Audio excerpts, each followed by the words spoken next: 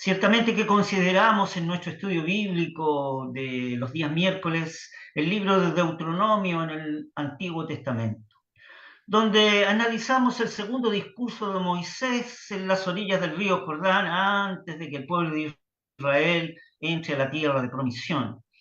Estudiamos la segunda porción de este segundo discurso que manifiesta la exigencia de amor a Dios, a Yahvé, con todo su corazón por parte de Israel, su pueblo amado. En esta segunda porción que recordaremos que se extiende desde el capítulo 6, texto 1, hasta el capítulo 11, texto 32, es la segunda porción que estamos considerando. En el capítulo 6 hemos observado la evocación de los estatutos divinos como fuente de felicidad, donde expresan y manifiestan el estatuto principal hacia el amor a Yahvé. Y en ese capítulo 6 también se manifiesta una llamada a la fidelidad que Israel tiene que tener para con su Dios. En el capítulo 7 hemos observado la exhortación a destruir todo culto idolátrico por parte de Israel y hemos visto una consideración especial en la elección de Israel como pueblo amado en el propósito divino y su bendición divina por parte de Dios. Considerábamos además en este capítulo 7 que el gran remedio para todos nuestros temores que derivan de la incredulidad consiste sencillamente en fijar nuestros ojos en el Dios vivo y verdadero. De este modo, ese es el método divino, de este modo el corazón se levanta sobre todas las dificultades, cualesquiera que éstas sean. Tal es el precioso secreto. Los ojos fijos en Dios, nuestros ojos fijos en Él. Su poder está en la acción y todo está establecido. Y la Escritura revela que si Dios es por nosotros, ¿quién será en contra? Fíjese que Moisés se esfuerza por el medio de su ministerio para tratar de hacer desaparecer los temores que se levantan en el corazón de Israel. Si bien las naciones que le rodeaban debían conquistarlas, esas naciones eran mayores que Israel, sin embargo, esas mismas naciones no eran mayores que el Dios grande y terrible de Israel. Dios tuvo un solemne pleito con estas naciones que rodeaban a Israel y que además tenían que conquistar la tierra prometida por causa de sus terribles pecados. La iniquidad de esos pueblos estaba rebosando en los ojos de Dios. El tiempo de la ira de Dios para esos pueblos había llegado. Israel sería el agente para el juicio de Dios sobre estas naciones. Por lo tanto, Israel no tenía necesidad de temer. El poder del enemigo ya estaba en sus manos. Pero fíjese que la Escritura nos revela que había algo mucho más terrible que el poder de aquellos enemigos. Y esto era la idolatría con su influencia engañadora. Fíjese que podemos leer los últimos dos textos del capítulo 7 que dicen así, el texto 25 y 26 del capítulo 7. Las esculturas de sus dioses quemarás en el fuego, no codiciarás plata ni oro de sobre ellas para tomarlo para ti, porque no tropieces en ello, pues es abominación a Yahvé tu Dios. Y no meterás abominación en tu casa, porque no sea anatema como ello. Todo lo que aborrecerás y lo abominarás, porque es anatema.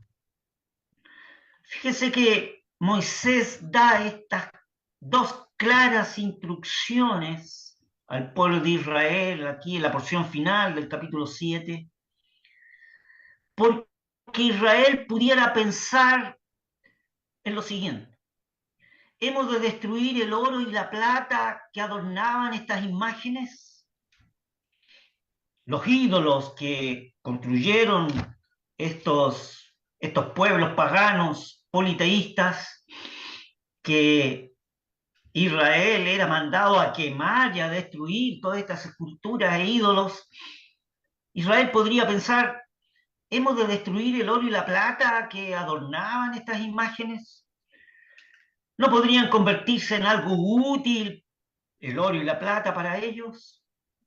¿No sería una lástima destruir lo que tiene tanto un valor intrínseco? ¿Por qué no quemar la madera y la hojarasca y todas las máscaras que tienen estos ídolos y estas esculturas y conservar el oro y la plata? Fíjese que llama la atención que Moisés ponga estos dos textos tan exclusivos en nuestro capítulo 7 que vimos, que estudiamos la semana pasada. Y es porque nuestro pobre corazón está muy dispuesto a discurrir de ese modo. El poder quemar todo lo que es madera y hojarasca de los ídolos, pero reservar el oro y la plata. Nuestro corazón tiene esa tendencia siempre a discurrir de ese modo. Y así muchas veces nos engañamos a nosotros mismos cuando nos vemos obligados a juzgar y abandonar lo que es malo. Queremos persuadirnos a veces a nosotros mismos de la justicia y hacer alguna reserva de lo que consideramos algo apropiado. Nos imaginamos que podemos entrecoger y escoger y hacer alguna distinción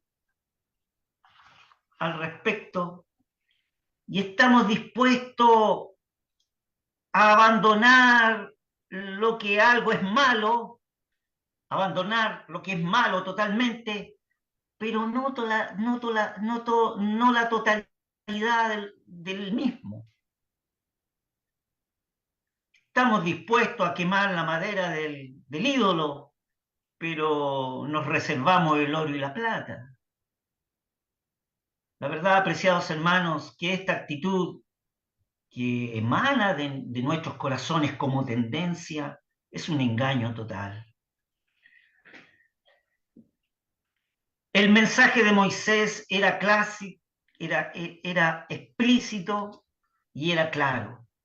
No codiciarás plata ni oro de sobre ellas, las imágenes, para tomarlo para ti. ¿Cuál era el motivo? Porque no tropieces en ellos.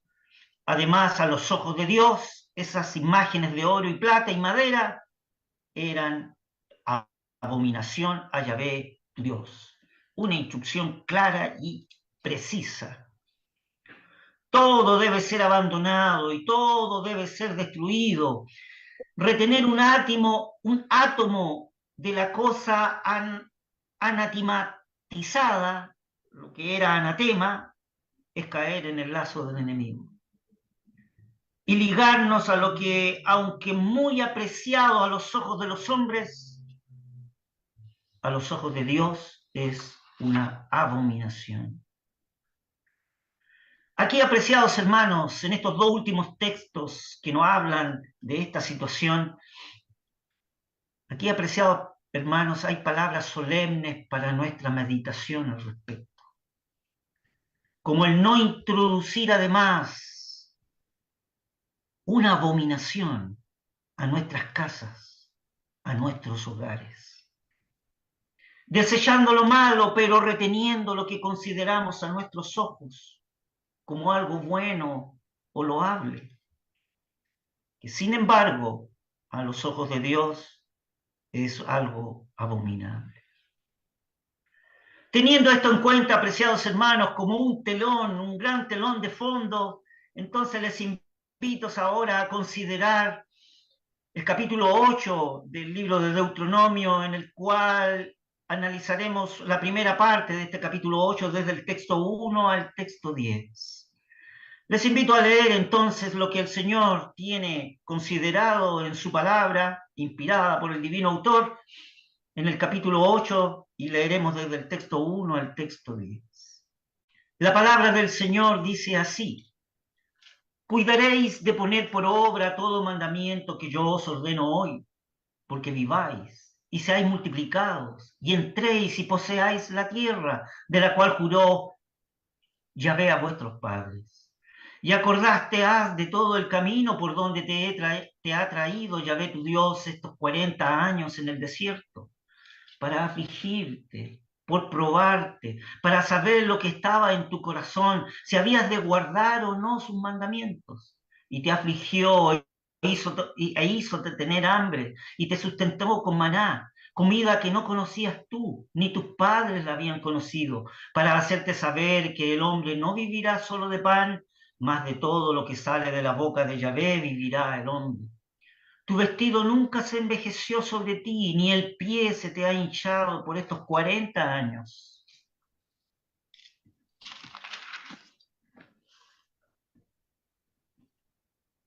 Reconoce a sí mismo en tu corazón que como castiga el hombre a su hijo, así Yahvé tu Dios te castiga.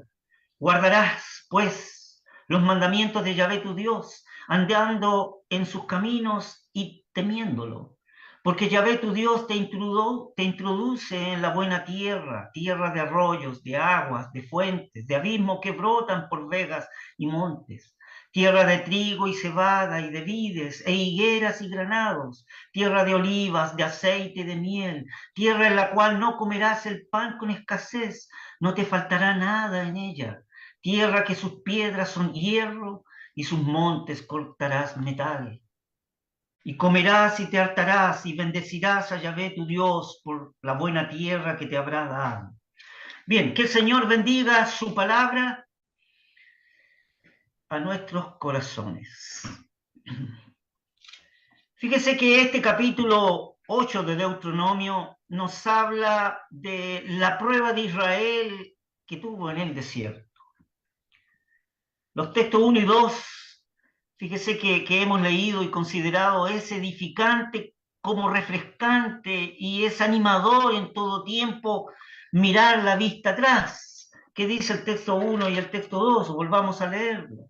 Dice, cuidaréis de poner por obra todo mandamiento que yo os ordeno hoy, porque viváis y seáis multiplicados y entréis y poseáis la tierra de la cual juró Yahvé a vuestros padres, y acordarte has de todo el camino por donde te ha traído Yahvé, tu Dios, estos 40 años en el desierto para afligirte, por probarte, para saber lo que estaba en tu corazón, si habías de guardar o no sus mandamientos. Fíjense que aquí hay una observación.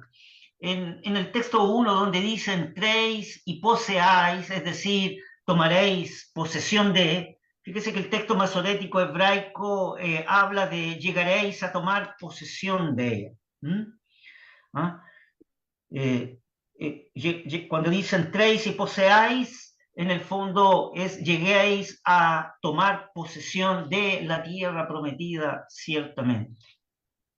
Decíamos que en estos textos 1 y 2 es edificante, como también refrescante y animador en todo tiempo, volver la vista atrás. Moisés les hace ver a Israel que vuelvan su vista atrás, sobre el curso a lo largo del cual la mano fiel de nuestro Dios nos ha conducido. Una mirada retrospectiva, trazar sus trazos sabios y llenos de gracia para con nosotros en nuestro caminar, recordar sus muchas y maravillosas intervenciones a favor nuestro, del modo con que nos libró de aquel aprieto, de tal dificultad, de cómo muchas veces cuando estábamos ya sin saber qué hacer y de cómo se presentó en nuestro auxilio y abrió el camino ante nosotros, consumando nuestros temores y llenando nuestros corazones de cánticos, de alabanzas y de agradecimientos. Sin embargo, apreciados hermanos, no debemos confundir de modo alguno este grato ejercicio de mirar retrospectivamente hacia atrás nuestras vidas y observar con gratitud y alegría lo que Dios ha hecho por nosotros. No debemos confundir de modo alguno este grato ejercicio con el hábito de mirar atrás a nuestros propios caminos, para ver el logro de nuestros propios propósitos, es decir, nuestros propios progresos, nuestros propios servicios. Aunque estemos dispuestos a admitir que solo por la gracia de Dios hemos sido capaces de hacer alguna pequeña obra, el mirar de esa manera retrospectivamente nuestras vidas, mirando nuestro propio camino, nuestro propio propósito, y aunque digamos que esto fue por la gracia de Dios, todo eso solo nos conduce a nuestra propia satisfacción, lo cual es destructora de toda espiritualidad y de todo ánimo en el Señor. La retrospectiva personal en la mirada tan solo de nuestros propios logros es tan engañosa como dañosa en los efectos morales en nuestras vidas como es la introspección de esa manera. En suma, el egoísmo en cualquiera de sus múltiples fases es sumamente pernicioso.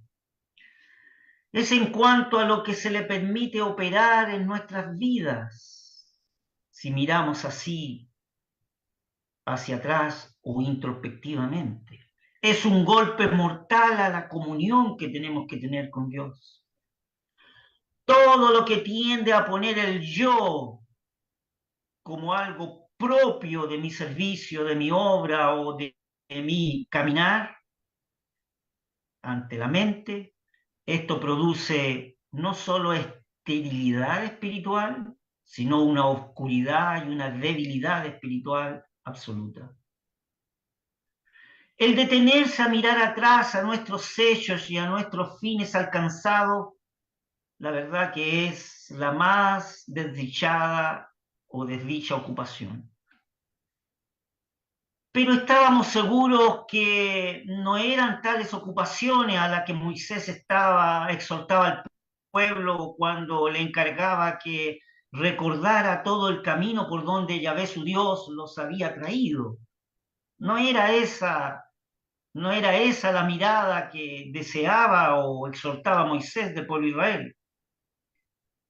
Y aquí podemos mirar o recordar las palabras inspiradas por el apóstol cuando dijo: hermanos, yo mismo no hago cuenta de haberlo ya alcanzado, pero una cosa hago, dice el apóstol, olvidando ciertamente lo que queda atrás y escondiéndome ahora a lo que está delante.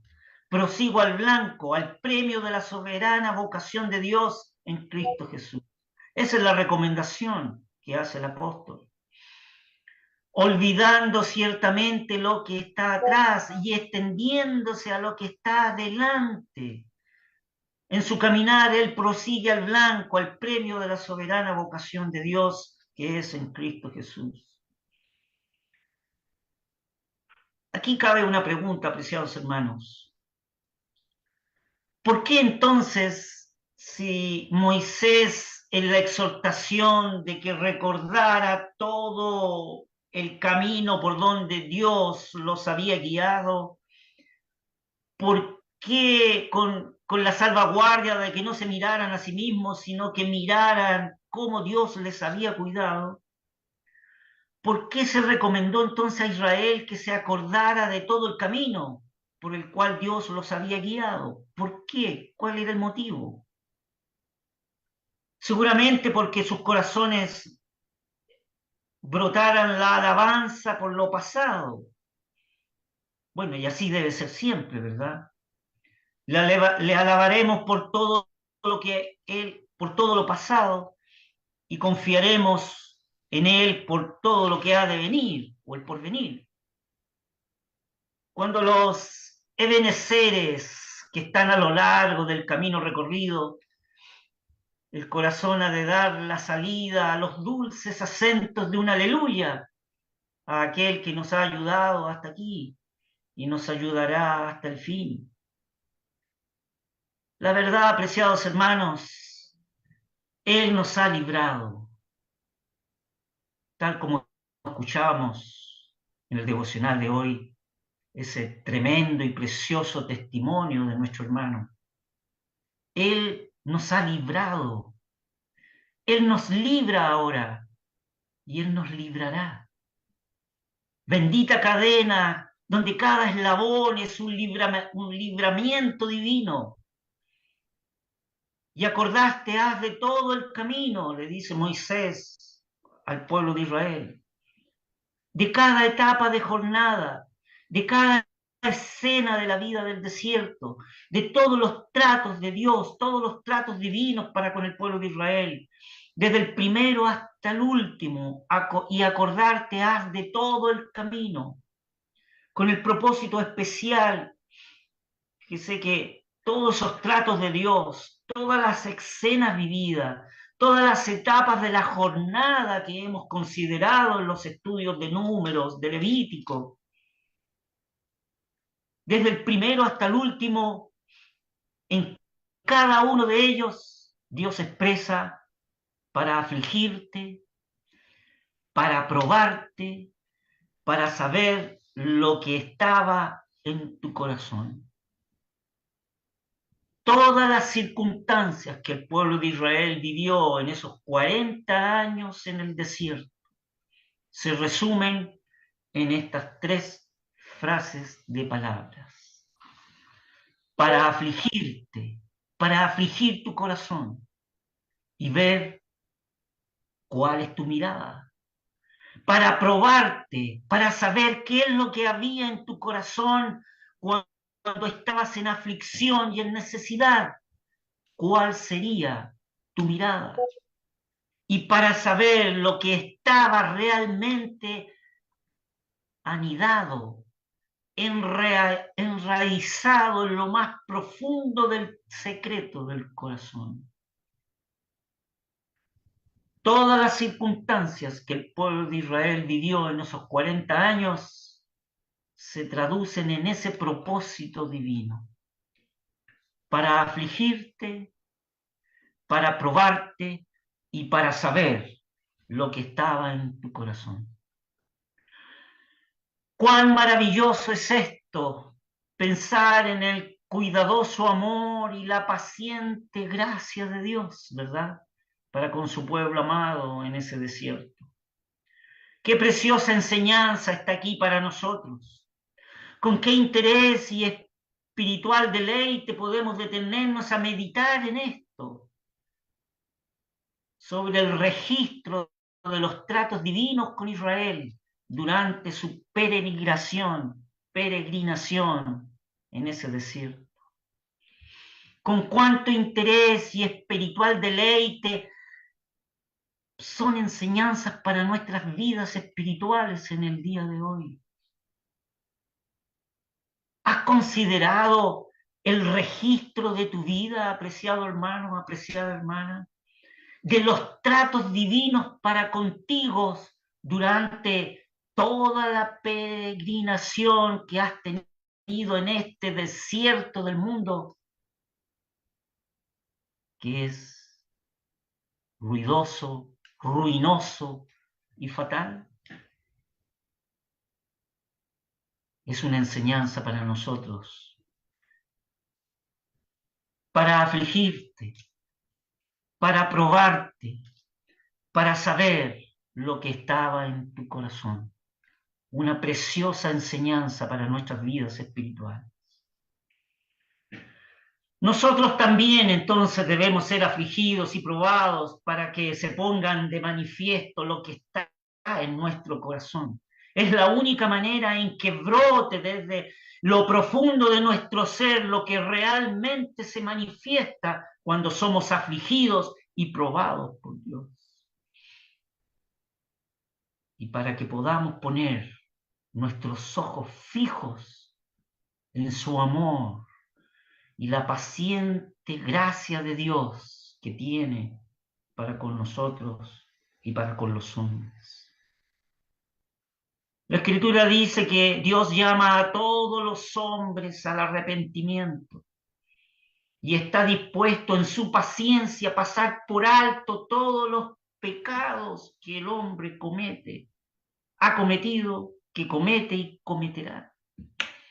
En su paciencia llama a todos los hombres que procedan al arrepentimiento y que puedan poner sus ojos con una fe sencilla en la obra de redención que es en Cristo Jesús.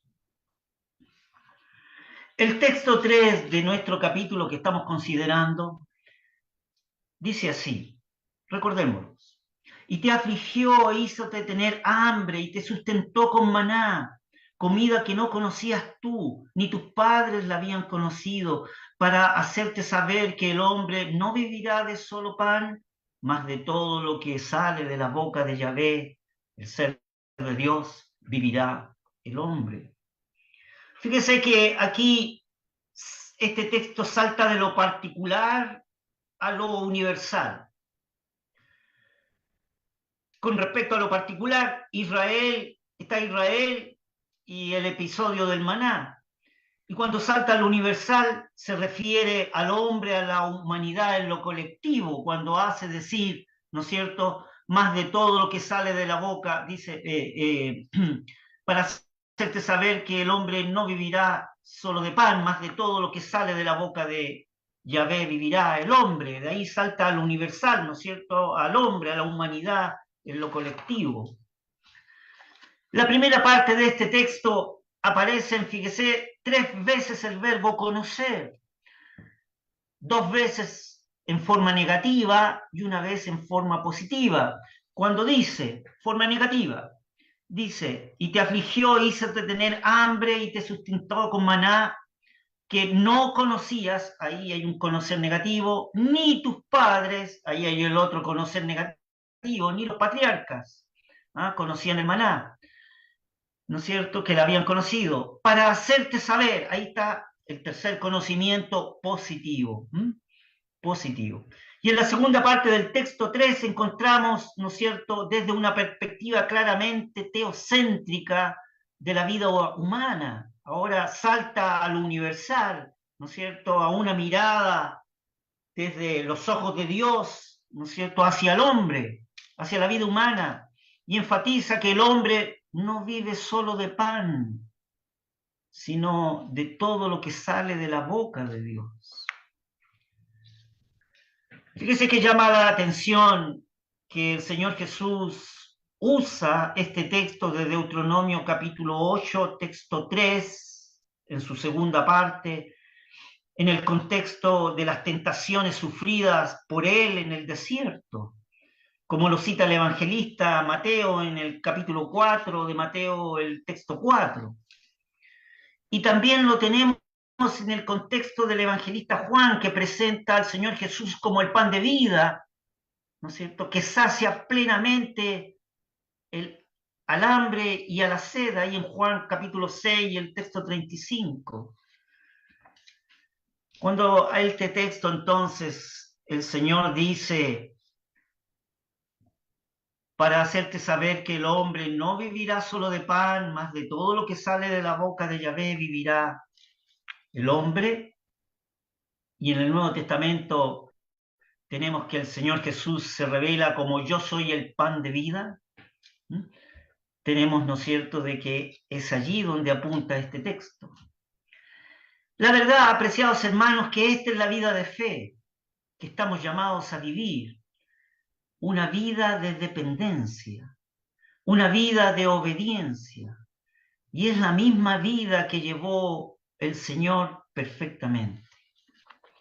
Fíjese que el Señor no movió un pie, no pronunció una palabra, no hizo cosa alguna, sino por la autoridad de la palabra de Dios.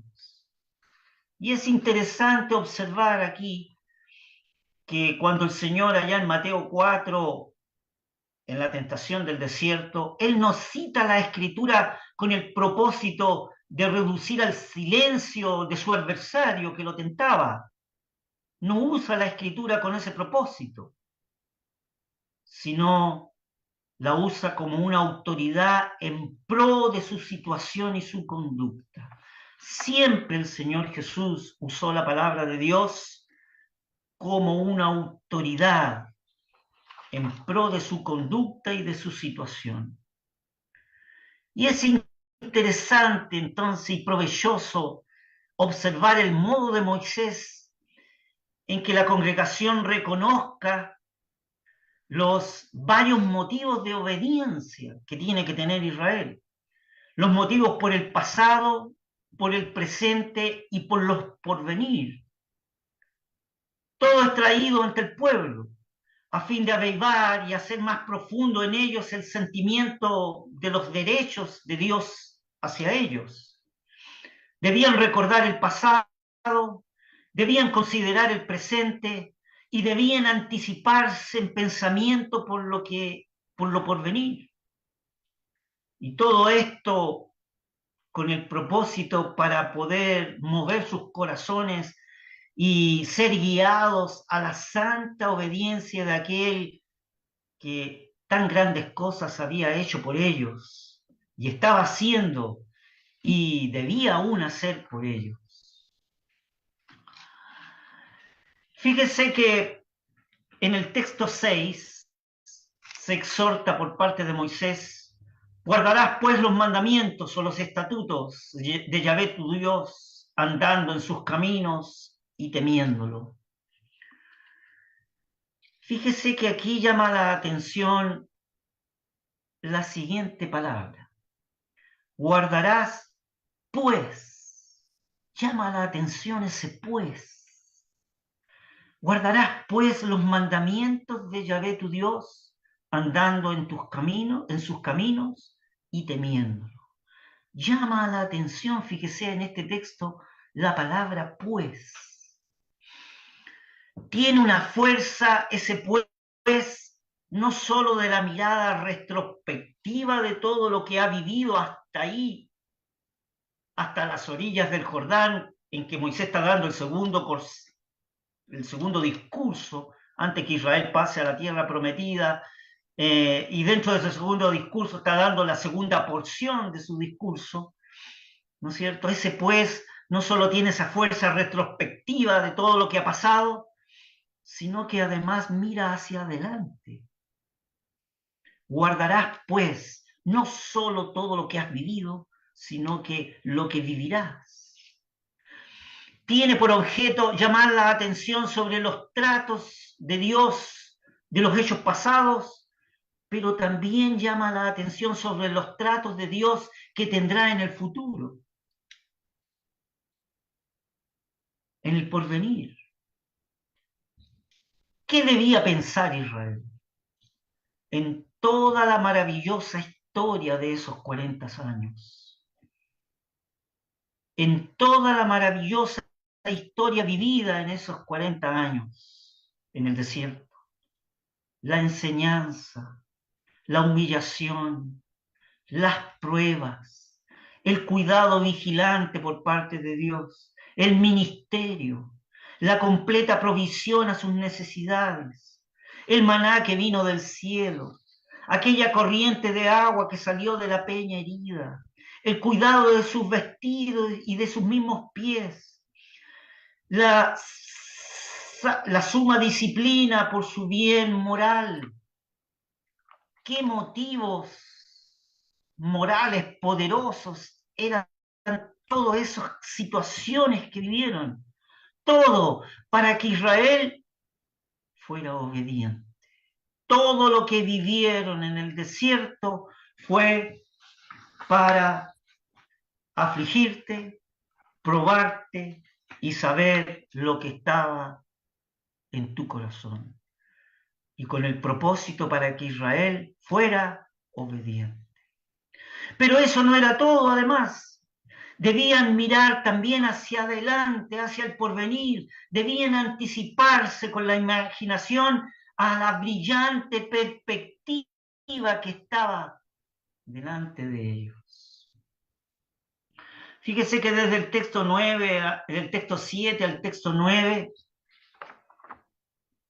al leer esos textos, podríamos pensar, al escuchar todo esto, el pueblo de Israel, en este segundo discurso, la segunda porción de este discurso de Moisés, qué impaciente estaría el israelita fiel por entrar en la tierra prometida, impaciente por cambiar las arenas del desierto y esas experiencias que por muy aflicciones que hayan sido, por mucha prueba que hayan sido y por mucho manifestar lo que había en el brote de su corazón, qué impaciente estaría el israelita fiel, aquel judío piadoso, de querer pasar a la tierra prometida y poder tener una nueva experiencia por aquella magnífica heredad que la tenían enfrente. Es verdad que el desierto tenía sus profundos y benditas experiencias, sus santas lecciones, sus preciosos recuerdos. Allí habían conocido a Yahvé, el ser de Dios único, vivo y verdadero. Lo conocieron de un modo que no lo hubieran conocido de ese modo si hubieran pasado a la tierra de Canaán y allí hubieran conocido a Dios. De ninguna manera. Ahora bien, llama la atención lo siguiente. Moisés habla de la tierra, pero habla de la tierra según la idea divina de ella, la mirada de Dios, cómo Dios mira la tierra. Y la presenta como dada por Dios y no como poseída por Israel. Y ahí está toda la diferencia. La verdad es que Moisés, según su encantadora descripción, no habría enemigo ni mal alguno, solo bendición de extremo a extremo, cuando leemos los textos del 7 al 9. Podríamos recordar los textos para poder ver esa perspectiva. Porque Yahvé tu Dios te introduce en buena tierra, tierra de arroyos de aguas, de fuentes, de abismos que brotan por vegas y montes, tierra de trigo y cebada y de vides e higueras y granados, tierra de olivas, de aceite y de miel, tierra en la cual no comerás el pan con escasez, no te faltará nada en ella, tierra que sus piedras son hierro y de sus montes cortarás metal. Y comerás y te hartarás y bendecirás a Yahvé tu Dios por la buena tierra que te habrá dado. Aquí Moisés presenta la tierra prometida desde la mirada de Dios hacia Israel, no como una tierra poseída por Israel. Esta visión encantadora, de esta encantadora descripción, aquí no había enemigo, ni mal alguno, solo bendición de extremo a extremo. Tierra de trigo, cebada, vides, higueras, granados, olivas, aceite, miel. Había bendición de extremo a extremo. Comerás el pan sin escasez, no te faltará nada. Las piedras tendrán minerales. Esto es lo que habría sido, lo que debió haber sido y lo que será. Esta es la visión de Dios, de la tierra para su pueblo. Una visión hermosa, divina, de un olor de fragancia, de amor y de una esplendidez y de una satisfacción absoluta. Esa es la visión de Dios de la tierra para su pueblo amado. Eso es lo que tendría que haber sido para Israel cuando tomó la tierra, cuando pasó al Jordán a poseerla. Eso es lo que habría sido, lo que debió haber sido. Y eso es lo que en el futuro será para Israel. Con el tiempo para la simiente de Abraham, en el cumplimiento del Padre que ha hecho Dios para con sus padres. Así será la visión de la tierra que Dios desea para Israel, la cual se la ha dado en perpetuidad a Israel. El nuevo y perpetuo pacto fundado en la gracia soberana de Dios. Pero cuando Israel obtenga esta tierra de promisión que es prometida a perpetuidad, será dada con la visión preciosa que tiene Dios de ella, donde no habría enemigos, no habría ni mal alguno, solo bendiciones de extremo a extremos. Pero cuando Israel en el futuro del porvenir reciba esta tierra, habrá un nuevo y perpetuo pacto fundado en la gracia soberana de Dios, y ese pacto será ratificado con la sangre de la cruz, con la sangre de Cristo. Que el Señor bendiga su palabra, apreciados hermanos, y continuaremos en nuestros estudios bíblicos, con el libro de Deuteronomio.